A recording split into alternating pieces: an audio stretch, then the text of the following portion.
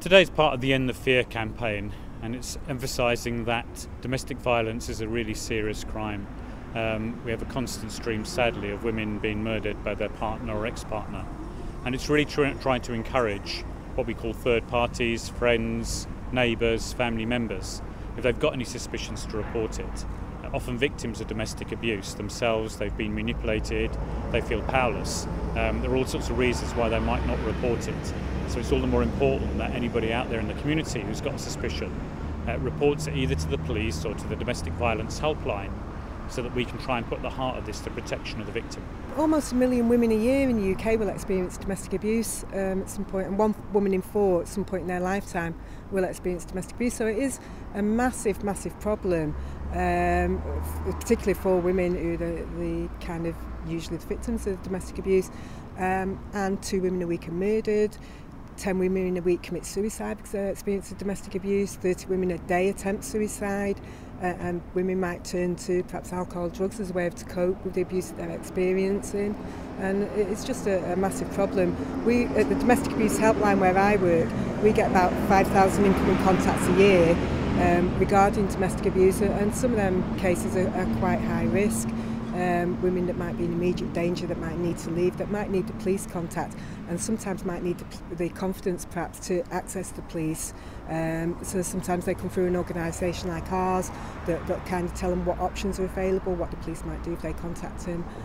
So yeah, it's a massive problem for Greater Manchester. Well, we know it's difficult. There are all sorts of reasons why you might think, well, this is going to sort itself out. It's between man and wife or people in a relationship.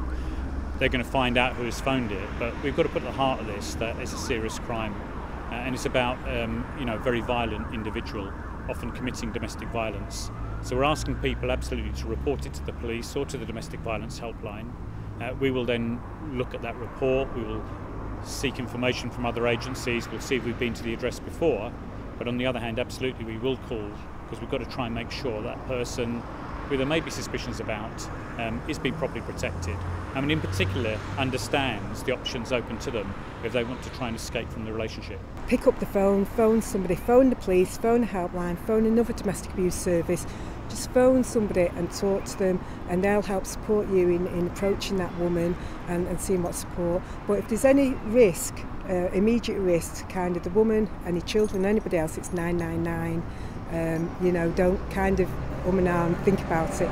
If you know somebody's being hurt or is about to be hurt, then it is the police, and it is the police that can get in there and can get the woman to safety.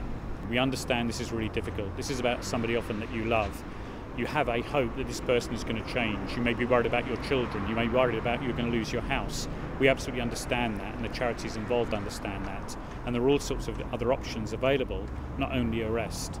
But the key thing is, sadly, that we know in these cases it is very, very rare that anything changes. It is very rare that a perpetrator of domestic violence gets any better. They have violence in their nature. And therefore that is why it's all the more important that if you're a victim of domestic violence, that you think seriously about what the dangers that you are facing, the impact on your children, if you have children, and really put the protection of yourself first, and report it to us or to one of the domestic violence charities.